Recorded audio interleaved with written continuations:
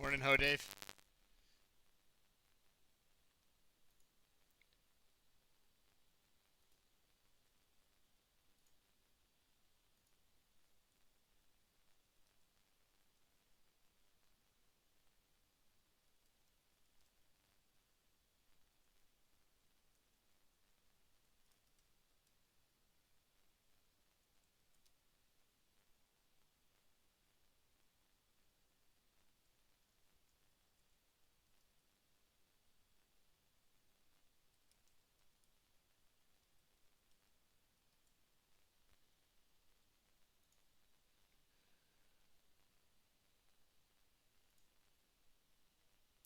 Morning, Nate. Just getting set up here, so getting my little messages out there for people. Get this where it fits. So, in a moment, you'll see all the stuff that I got planned.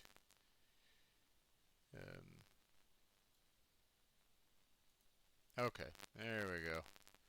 So anyway, I'm gonna wait a couple minutes,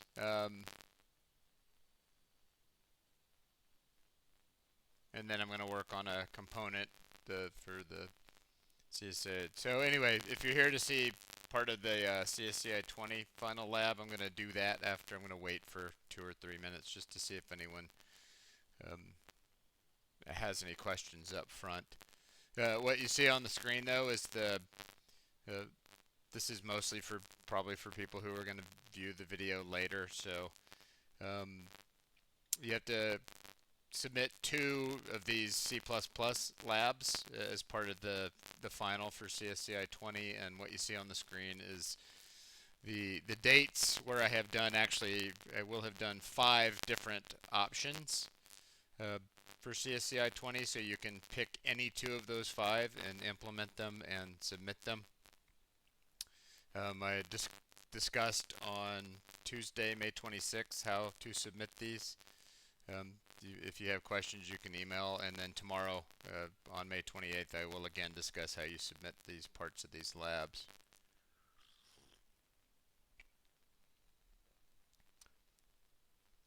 So I am open for questions for a couple minutes, but if I don't get any, then I'm going to go ahead and start doing another component of the CSCI 20 lab. Yeah, so if you when you resubmit, so every time you resubmit a fix to a lab, it more or less you lose a week's worth of points because that's so yeah, you can resubmit, and then I just sort of every time you resubmit, I treat that as a week having passed. So it would go down to 90 on the first error and correction, and 80 on the second error and correction, and so on. Um, So yes, you can, and you should fix your CSCI 10 labs and resubmit them. But it's not for free, obviously, because 100% is getting it right the first time.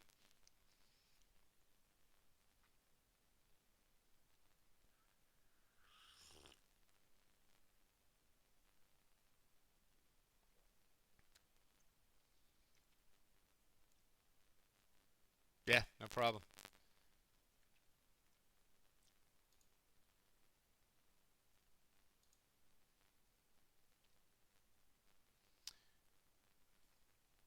Okay, so um, I'm going to start in on a component, another option for the CSCI 20 final today.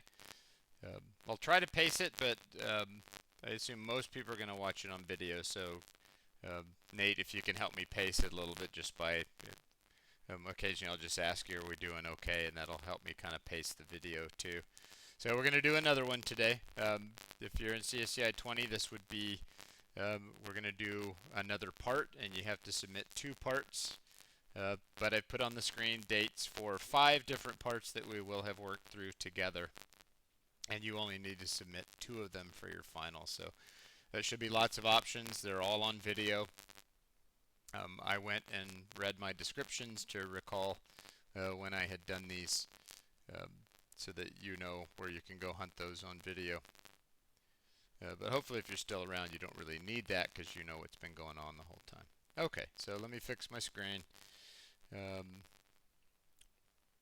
and then at the end, I'll put that information back. So I'm going to put this um, somewhere down. Where am I going to put it? Now I'm going to put it up at the top. And then disappear that. Bring back the browser.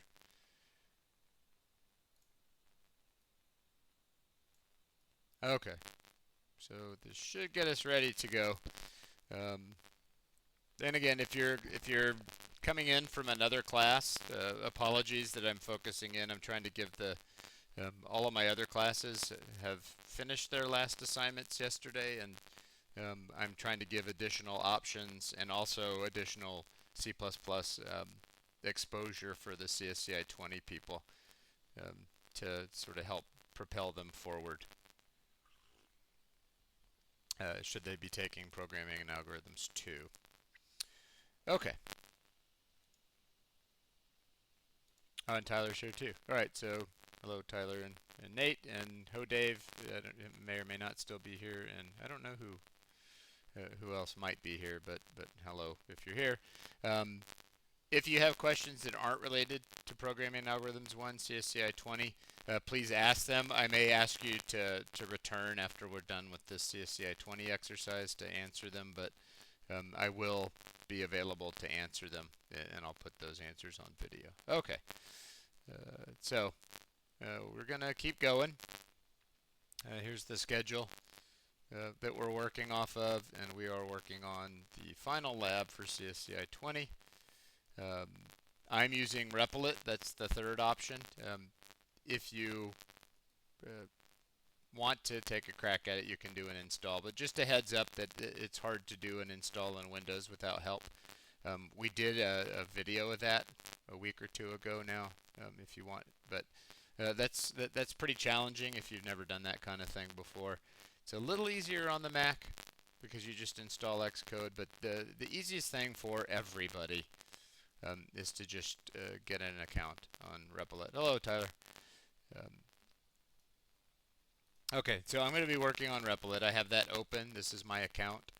So if you're watching this on video later, now would be a good time to pause. Go get yourself a repl.it account. Log into it for what comes next. Okay, so we are on part 4, which is to complete 2 or more programming challenges, a minimum of 2. So on May 14th, which you will find in the videos, we did Programming Challenge 1. And then I did an implementation of a vending machine on May 21st. On May 27th, we did Programming Challenge 2. No, May 26th is Programming Challenge 2. So today's May 27th. We're going to do Programming Challenge 3.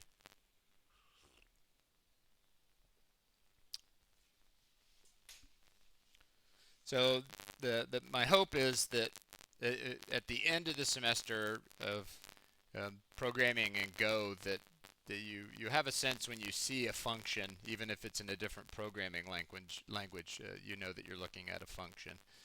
We're going to do another class, and when we say class in C++, the similar concept in the Go language is struct. So you can think about I'm going to create a struct calculator. In this case, it has one property. So let's make a REPL and get set up for that. Oh, I also noticed, like we did in the student C++ lab, it requires the CN reader setup. So we'll go through that as well. All right, so the first thing is to create a REPL.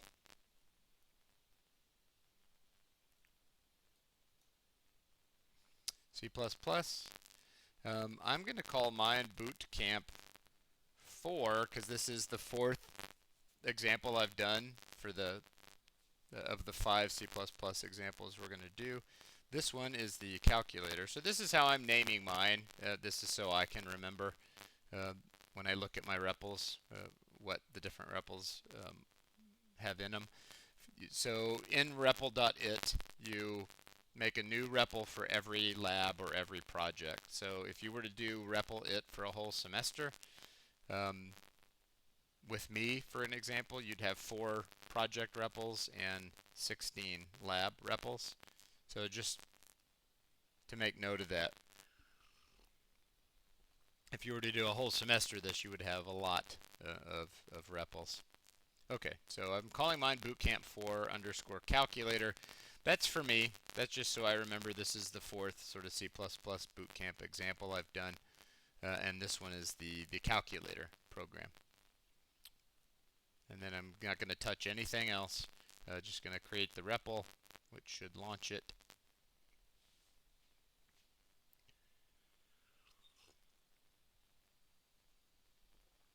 And then if you haven't watched me before, I'll just remind you that by default you're probably looking at the side-by-side formatting, but if you click on this gear here, you get the settings, and you can change the theme, you can change the font size. I like the stacked layout. That's the first change you can make in settings, and when you're done you click the gear and that goes away. Now I'm going to click the files icon over here to bring the listing of files back. So here's the setup I look, and you can drag the terminal up and down. Usually while I'm teaching I drag it pretty far down. Okay, that's step 1. Step 2, let's go ahead and make the using directive.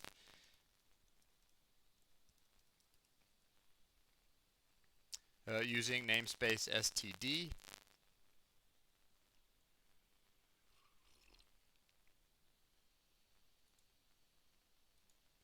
And what that allows us to do is get rid of these std colons in the code.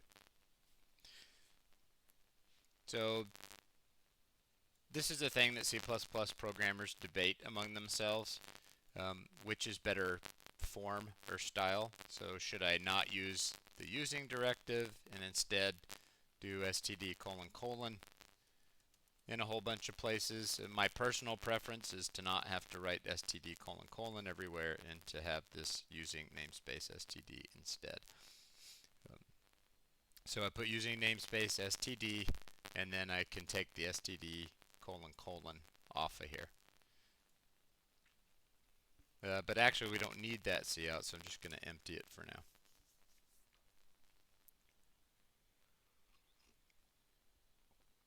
Okay, so I remember so I'm not going to go back to the assignment because I remember the next thing that I need to do is create a new file. So I'm going to go up to this add file icon up here. You can also add folders, but for us we don't have that many files, so there's no advantage to that.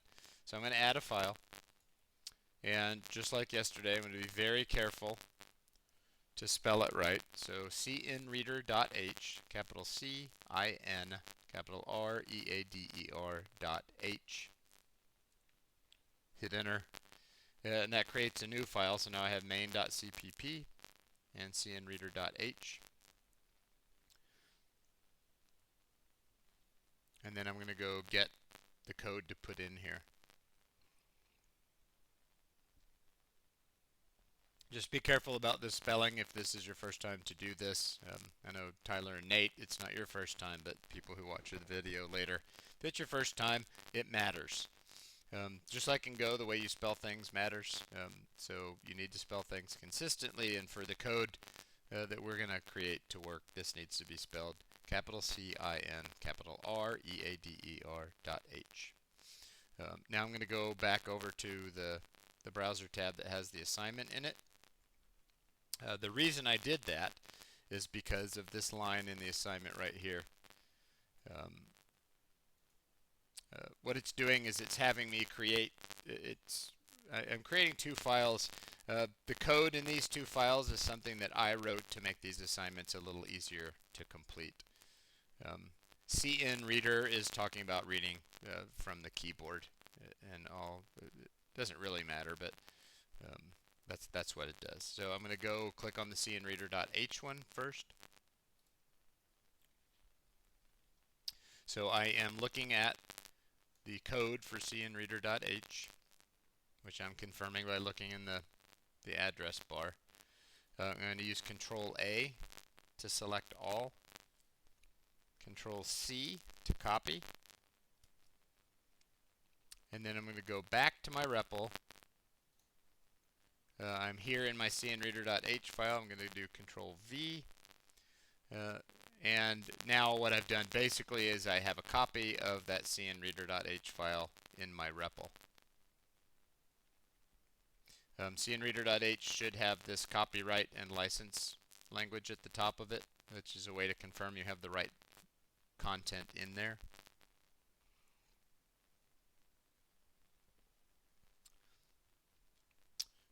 Now we're going to do the other one.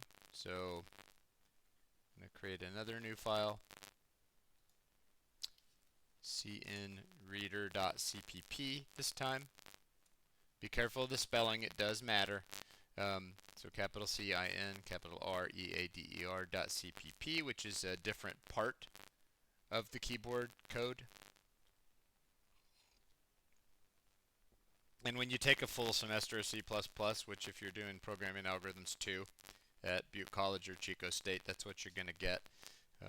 You'll discuss why we have sometimes multiple files like this. Okay, so cnreader.cpp, and the editor window is now open to cnreader.cpp. So now I'm going to go back to the tab that has the assignment. I have to go back to the assignment itself. This time I'm going to click on the cnreader.cpp link.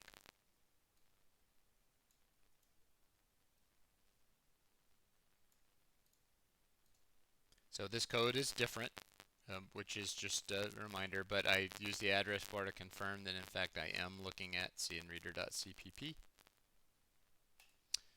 Control A to select all, Control C to copy, and then back to my REPLit, Control V, and now my cnreader.cpp file has all of the stuff that it needs inside of it. So if you have it right, your cnreader.cpp file should look like this at the top. No license or copyright statement. These are basically a whole bunch of functions that help read from the keyboard, which is tricky in C++. Okay, so that's our setup. You should have a cnreader.h with the stuff pasted into it.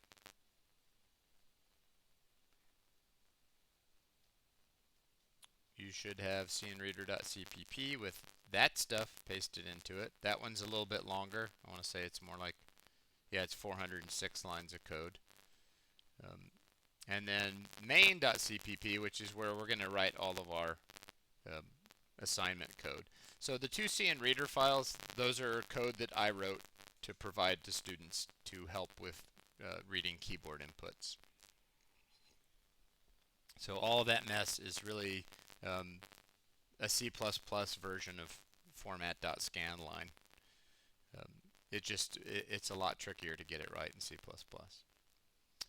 Okay, now I think we're ready to start implementing some lab.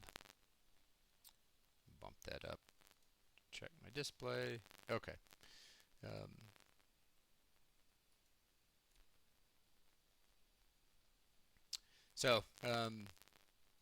That should take care of itself. So we're going to create a class called calculator. So that's and with one property result which is an integer. And I think I can remember all that stuff. Class calculator property result, which is an integer. So we're going to go up here to the top of the file. We're going to make our class calculator.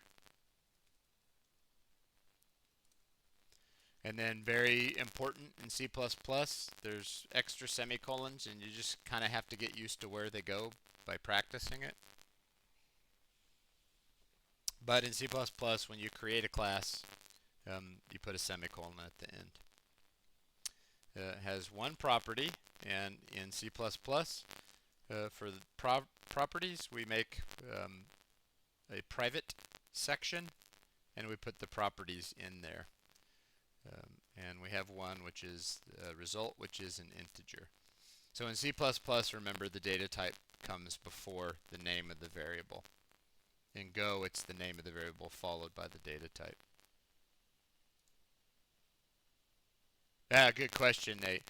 No, unfortunately, there's no way to reduce the number of semicolons. Um, and it's going to sound snarky, but the real answer to that is if you don't like the semicolons, you make a new programming language, which is what Google did with the Go language, which is wonderful. Unfortunately, C++ is still very widely used in industry and in college environments. So at some point, you're going to have to use it somewhere. But that's a good question. Is there a way to get rid of those? And there isn't, unfortunately, without switching languages. Okay, so that private section is there because that's the style that we do. There is a concept of public and private in Go, but it's done in a much more seamless way. In fact, it's so seamless that you barely even notice it's there. But in C++, the properties go in a private section inside the class. So there's the property, and here's the class around it. Okay, now we're going to do a whole bunch of functions. So you're going to see your first functions with parameters. So it computes a result and then displays some output. Alright, so let's see. It accepts two parameters, a first number and a second number, which are both integers. Computes the result by adding first number to second number and then displays that stuff. Okay, so a function called add. I think I can remember all that stuff. Okay, so in C++, what you'll when you get more experience, you'll see this done differently. But for us, for now, just sort of think to yourself, if I'm going to write functions inside of a class, I'm going to put them in a public section. This is how you do in the Go language. We would have methods, and they would be outside of the struct. To do a method in C++, which is a function attached to a struct or a class, it goes inside. We described this yesterday. But anyway, the calculator methods go inside the calculator class in the public section. So we have a function. So this is kind of like func add. It's going to take two parameters, a first number and a second number. So this is our first one that we've done with parameters. Just like everywhere else in C++, the data type comes first. So in the Go language, this would look like this, and then I'll take that off. In the Go language, it would look like this. Func add first number, second number, both integers, returns nothing. In the Go language, it would look like this.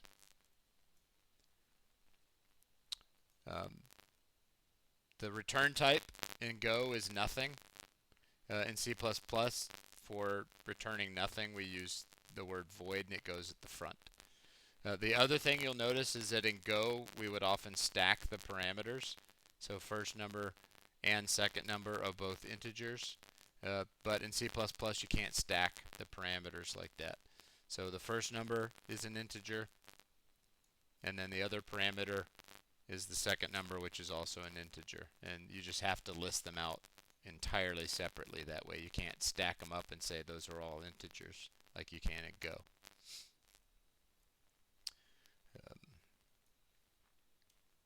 Okay, so that's what the parameters look like. But again, it takes a little getting used to, but that's a function, which more or less you're used to. We're going to use this result variable, the property. So result equals first number plus the second number. And then we're going to display that. So this is the tricky one. So the first thing we're going to print out is the first number, the actual variable value. And then we switch to print the plus with spaces around it.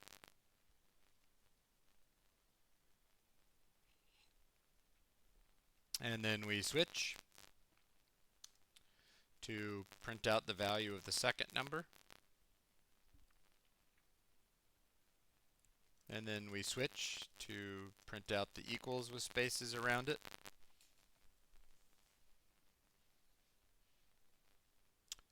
And then we switch to print out the result that we calculated on the line above. And then finally we switch to put the end line marker, the line break, so that's ENDL.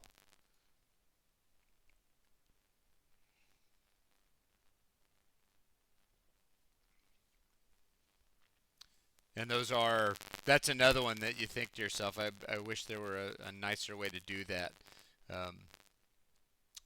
But that's the sort of the C++ way of doing this, is that messiness. You get used to it.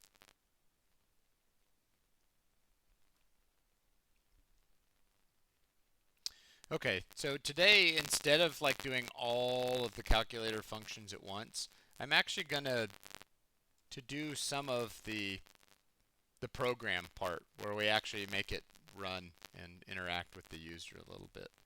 So I did that add. Now what I want to do, and I'll be back, but let's go down. So we did this add, so we still have subtract, multiply, divide, and modulo to do. But before we do that, let's do some parts of this bottom section. Because I want to see if the add actually works. So we're going to do, so in main, we're going to do the following. We're going to create a CN reader. We're going to create a calculator. So let's go do those first two steps. In main, we're going to create a CN reader called reader. This is a little bit different than we do it in the Go language. In Go, it would look something like this.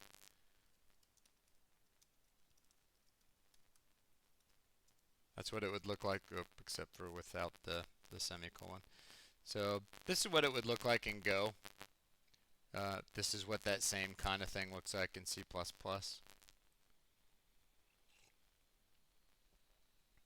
And mostly, again, because whenever you put a label or a name for something, you have to tell C++ first what it is. So the type of so reader is a CN reader, which is the same thing that this Go code says. So reader is a CN reader.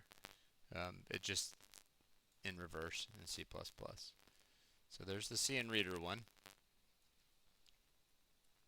And then it also tells us to make a calculator. So calculator, calc1. So calc1 is a calculator, and it's just the way C++ does it, that the what it is comes first, the type. I don't know if you notice it, but there's a red squiggly line under CN reader. And if you hover it, it says it doesn't know what that means. Unknown type name CN reader. The way so that CN reader comes from the two files that we added. And the way you fix that problem is you go up to the top and you include cnreader.h. And then you'll notice the red squiggly line goes away, because that include for cnreader.h is how you tell C++ what this means. So C++ now, with the ability to read that file, knows what the word cnreader means. It's like a definition, basically.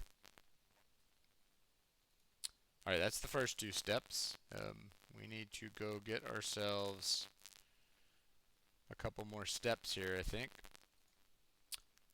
Declares a local variable called first number. Declares a local variable called second number, which are both integers. So let's do that. Int first number.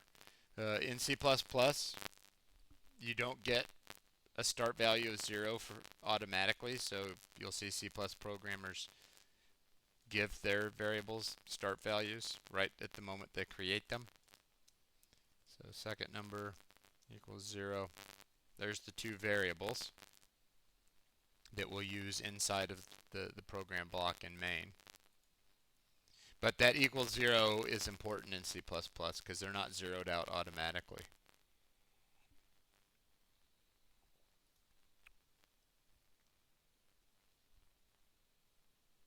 Like they would be in the Go language. So that's step 3 and 4. Step 5, prompt 4 and read in first number. Step 6 is prompt 4 and read in second number. All right, we can do that. So first number, and then we will use just like we did before. So first number, this will look a little bit different to you. So the first number's value comes from reader, this guy, dot read, and then you have to know what you're trying to read, which for first number is an integer. So read int, and we camel case, just like we do in Go. So this is that library code that I wrote, getting an integer from the keyboard. And then once it's gotten that integer from the keyboard, that integer is stored in the first number variable. We're going to do the same thing for the second number.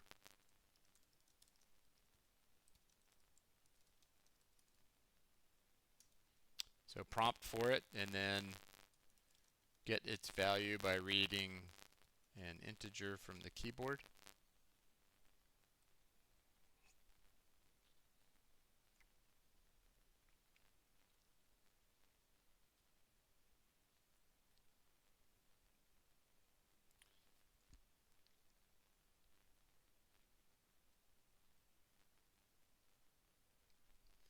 I'm going to go check. I think now we're on step 7, so we will invoke the calculator to add those two numbers together. So I'm going to use my calculator, which is calc1, to add, and then I have to give it the two numbers to add, which are first number and second number.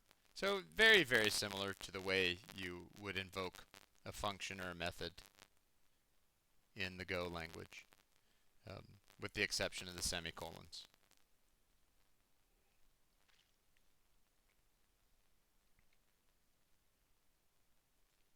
And then we're going to run that, and we'll sort of just do a progress check for everybody and make sure that everyone's doing okay. So I'm going to pull this up and run this program, and then I'll re-expose that code. But let's run it and see what the expected behavior is. So I'm just going to enter easy stuff like 10 and 3. 10 plus 3 is 13, so that's the add function, computing and printing that result. So that's exactly what we wanted to have happen there. Okay, so I'm going to pause for a minute or two and make sure everyone's doing okay. In fact, I'm going to go get some water, so I'll leave that on the screen. I'll be right back.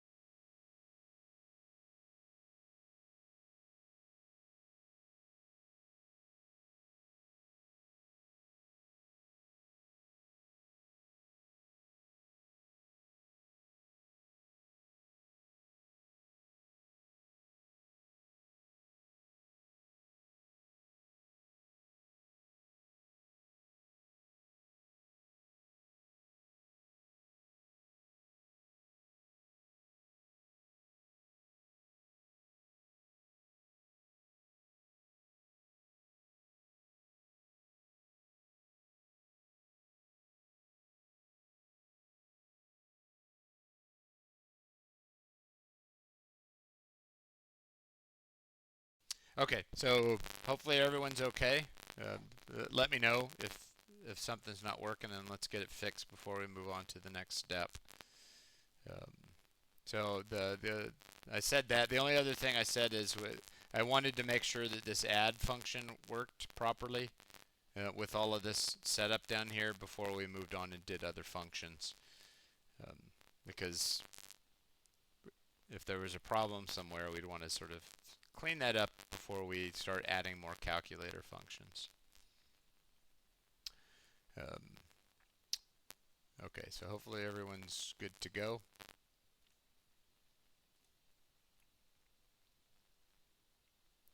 So let's add more functions. So what we're going to do is sort of pairs.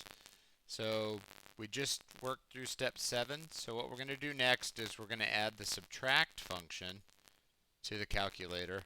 And then we're going to do step 8 to invoke the subtract function on our numbers. So let's go do add. So we're in the calculator class again, so we can add the subtract functionality. I usually just put one blank line between them. Subtract. So it's also going to take two numbers as parameters, just like add did. And then computer result, which will be, of course, first number minus second number. All right, good to hear that everyone's... Well, Nate's good. Hopefully everyone's doing good. First number minus second number this time for subtract, and then the big, crazy, nasty printout. So output first the first number, and then switch to space minus space. Okay, good. Tyler and Nate, you're both doing good. You might be the only ones here consuming this live, so you sort of get it at whatever pace works good for you. Okay, then we switch to showing the second number variable value. Then we switch to space equals space. Then we switch to showing the result, and then we switch to put the line break. That's sort of how I explain it to myself. Every time you switch from printing one thing to a different thing, like a variable, and then we switch to a string, and then we switch to a variable, and then we switch to a string, and then we switch to a variable, then we switch to a line break, you have to repeat those that we call it the insertion operator. Okay, so there's subtract, and I changed that so it will say one variable minus in the output is the result, but first I compute that result. One thing to note here, and you probably already did, but the math is exactly the same. So wherever we want to capture the result goes on the left with an equals, and then the math goes on the right. The main difference here being the semicolons. So there's the subtract function in the calculator. Now we're going to go back down to main, and we'll just add that on to the bottom. So we'll take those same two numbers down here and have the calculator do subtract on them.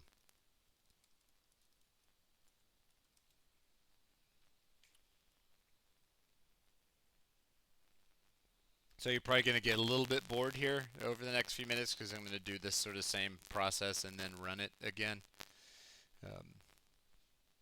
So there's me invoking, we'd call it, or calling it, right? The same terminology.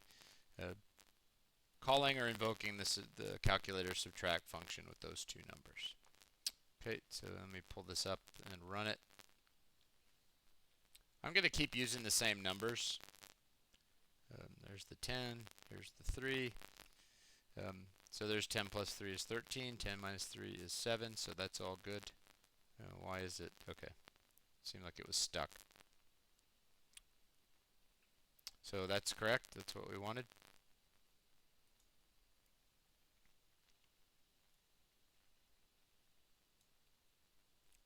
So this one is in part to expose you to the arithmetic. Like how do I do add, subtract, and whatnot. Alright, so probably multiply is next. Yep, multiply is next. So we know how this is going to look. Going to go into the calculator class again in the public section still. Add another, what we call a method in Go. Multiply, so a first number, it's an integer, and also a second number that's an integer, same thing. Then compute the result now as the first number times the second number, the same way we do it in Go. And then the big nasty output, so first number, switch to the times, second number, switch to the equals, the result, and switch to the line break.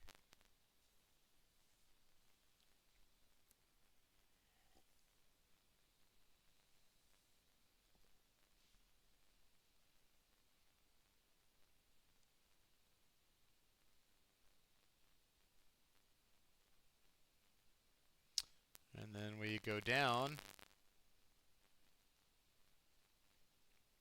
to main down here and invoke that one. So we'll use our calc1 calculator and fire off multiply on these numbers.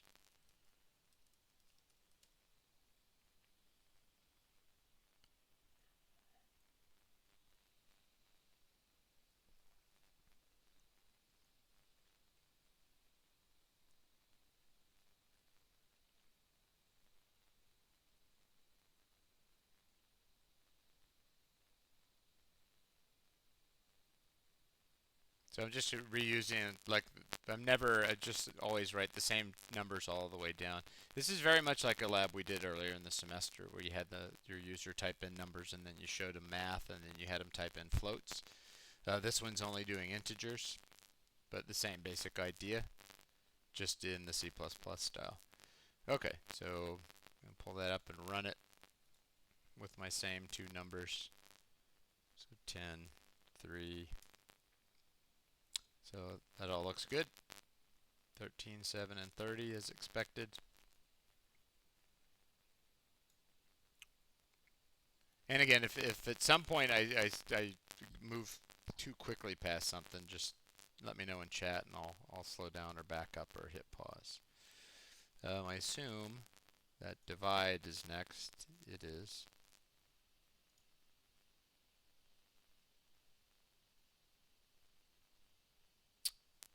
We can add that, Nate. So, like, which do you want to do?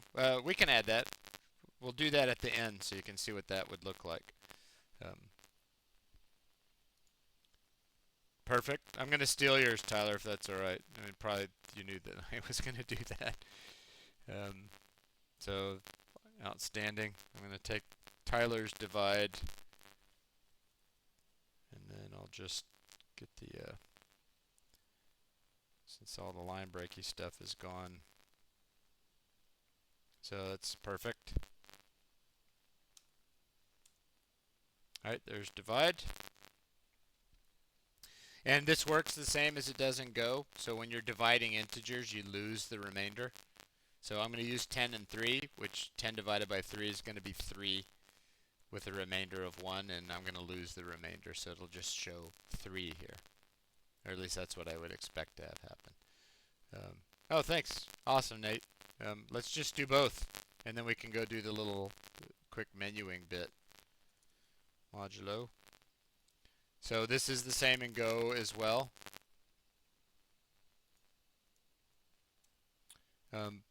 Mod is how you get the remainder, which I know just takes forever to get used to that idea, but 10 mod 3 would be that remainder part 1. 10 divided by 3 would be the whole part 3. Okay, that looks perfect. Let's go fire them off in main.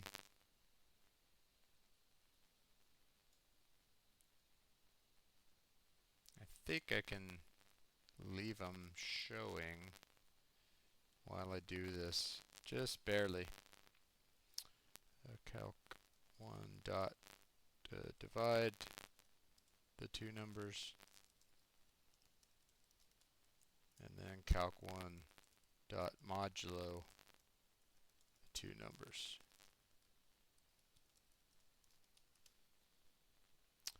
Wish there were a way to. What happens if I stretch my screen out for you, I wonder? Let's see what that looks like. Yeah, I think that's okay actually.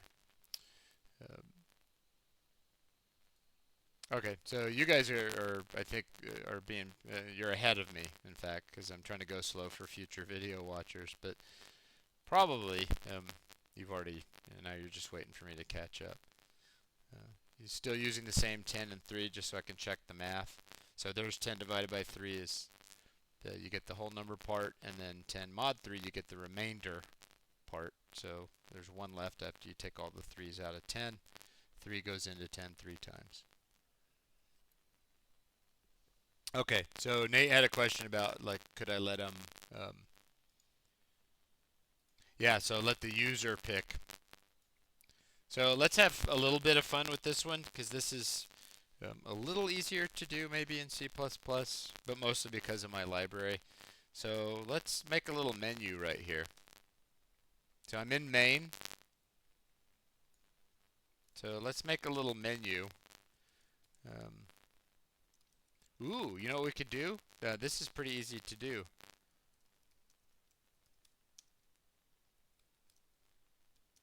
We can actually have them type in the operation that they want.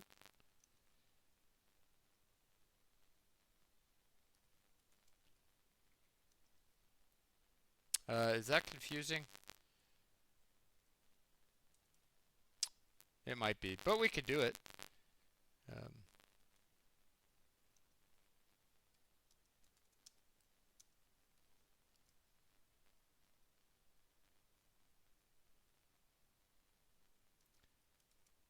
is that confusing looking? One of... Anyway, this is just a prompt, right? I wanted to show them what the choices are. But also I just wanted to show you that we can... it's easier to work in single characters, perhaps. But anyway, we can say character now. So we don't do single characters in the Go language nearly as much, but we're going to have a single character called their choice. Let's call it the operation. Equals reader dot read, and then this is a character that we want.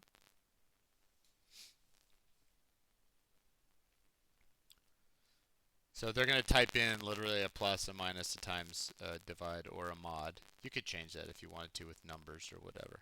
So let's switch on it. That's why I like that question, because I can show you a switch. So we're going to switch on the operation. In the case that it is... So notice here, this is something that you're not used to doing.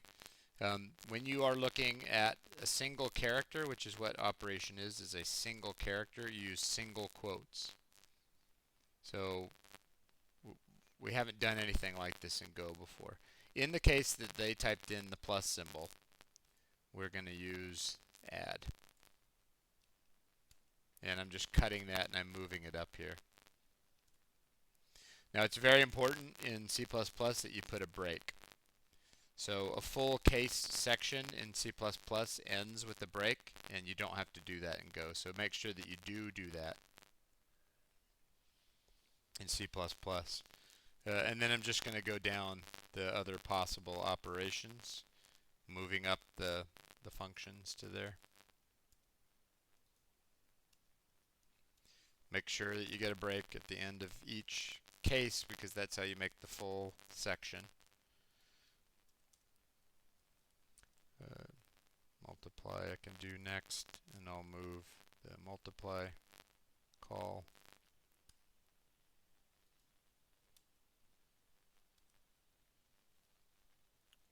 Break that.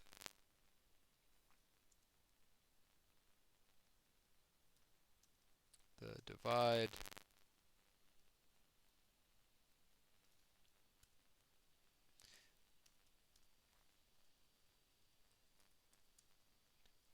Break that. So every case has to have that. And then finally is the modulo. I'll move this bit up into my switch to let the user control what happens. Break. Take away all these spare extra lines. You also should have a default. where I might just say,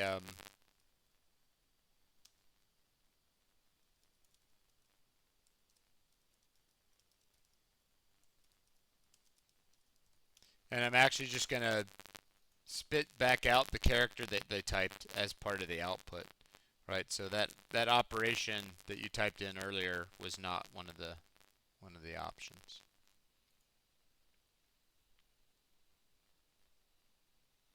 So that would be a way to let the user pick which operation they want to do.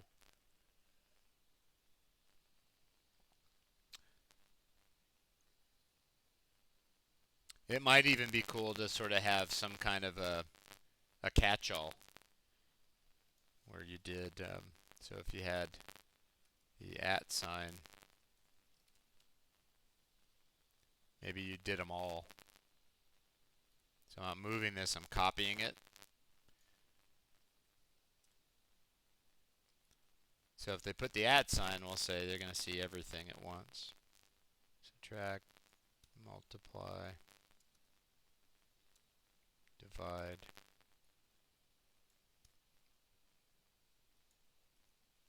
modulo.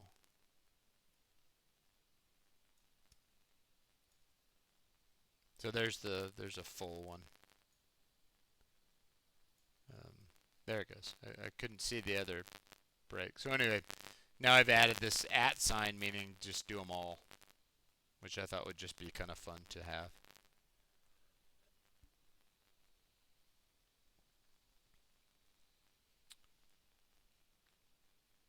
So that is that one completed with this extra bit of functionality in it, which is neat. So that's not required functionality, that's extra functionality, that switch, but that's pretty cool.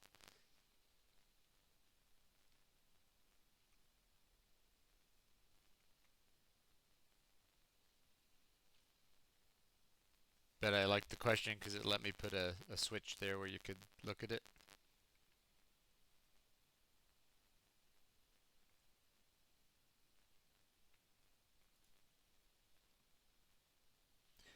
Okay, so that's the end of that one. I'm going to do one more tomorrow.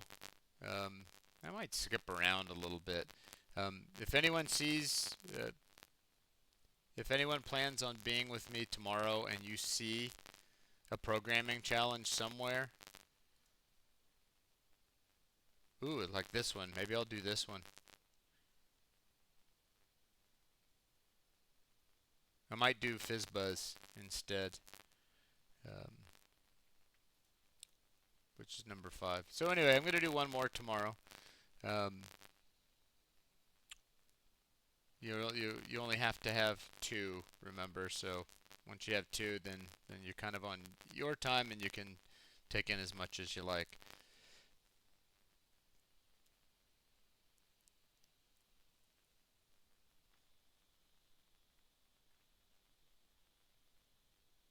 Otherwise, I think we're done for the day. So I'll go back to answering questions mode.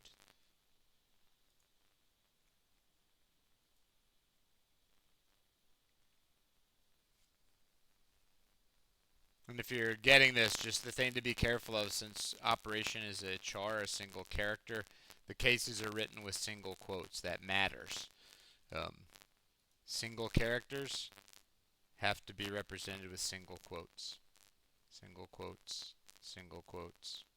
So notice how single quotes all the way down. That matters. And then the default is if they type in something that I didn't want.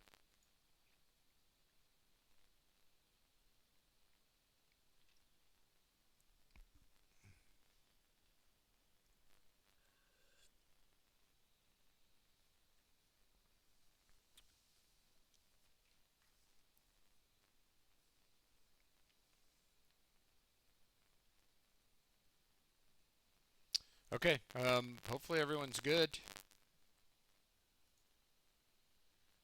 Um, Hopefully that was usable example. Um, if you can paste it, just a little part of the errors, maybe we can figure it out, Tyler.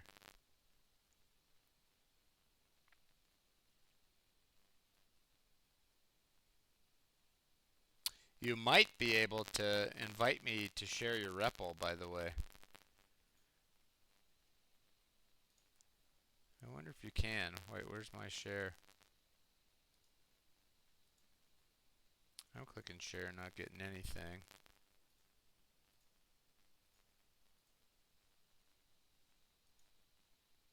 My share button doesn't work right now. Um,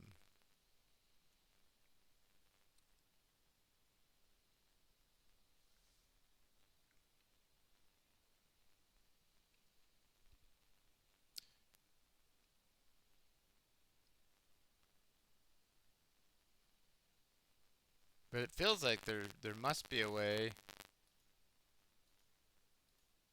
Oh, this thing's just acting all goofy now. I'm gonna try to refresh it.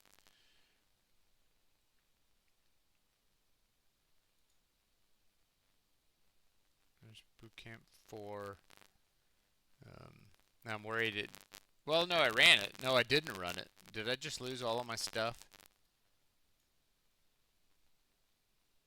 Oh, thank goodness I didn't. Okay. Share. Okay, there's that. Invite someone. You.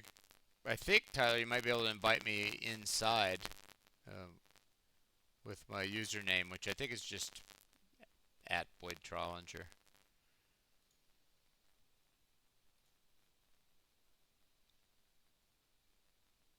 Now, where would that show up? Notifications, perhaps?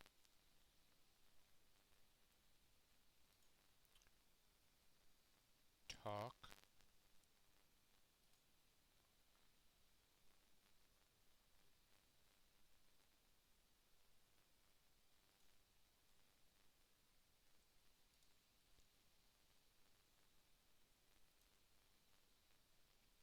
How does it show up when someone shares one with you, I wonder? I think I'd get that. Aha, there it is. Okay. So, I'm going in. Now, can you see that? You can't. All right, so let's see what's going on here. Operator. Okay. Nice.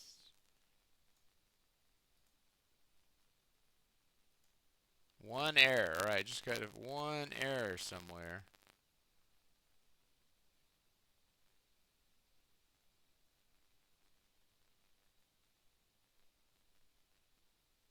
Ah, I see it. Okay. So I'll tell you the it wasn't really a trick, but I noticed the squiggles, and that drew my attention to it. So um, I think now that we're sharing, I just fix it and away we go. Yeah. So the squiggles is how I caught it because I didn't in the screen I couldn't see it, so I got lucky there. Um, hey, that's pretty cool. Um, I like that sharing feature, man.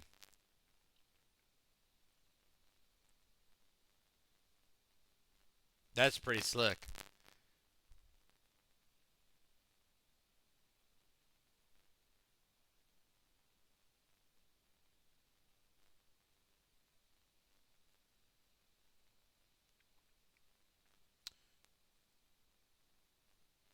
I wonder how that part works.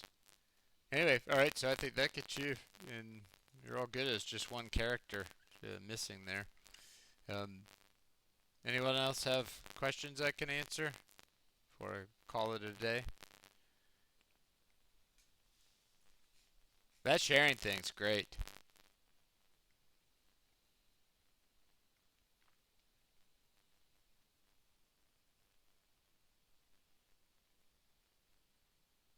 Of course, you have to let other people look at your code, which makes some people nervous at first, but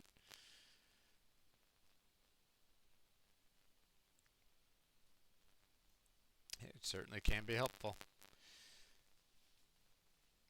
Okay, hopefully we're all good now. So I'm gonna sign off. I will be back. Oh, that was on line 75.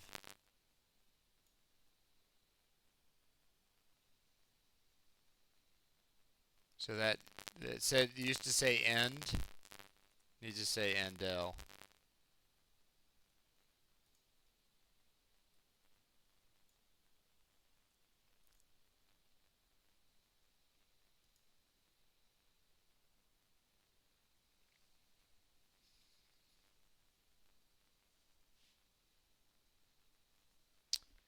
No, it's all good, man.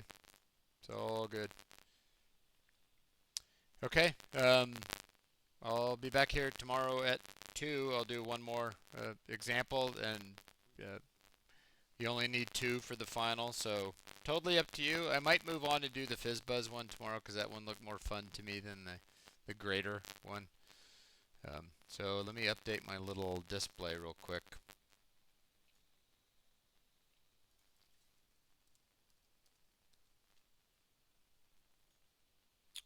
to show that. I am going to do uh, FizzBuzz tomorrow. So today we did the calculator, and tomorrow I'm going to move forward and do the FizzBuzz one because that one looks more fun to me um, to work on, and it'll also let me show you more loops and stuff like that, so, and some decision making. So that's the plan. Hopefully I'll see some folks tomorrow. If not, thanks for the good semester that you have, but hopefully I will see you one more time, um, just to sort of get maximum value out of me for the semester. So um, have a good rest of the day, and hopefully I'll see you tomorrow.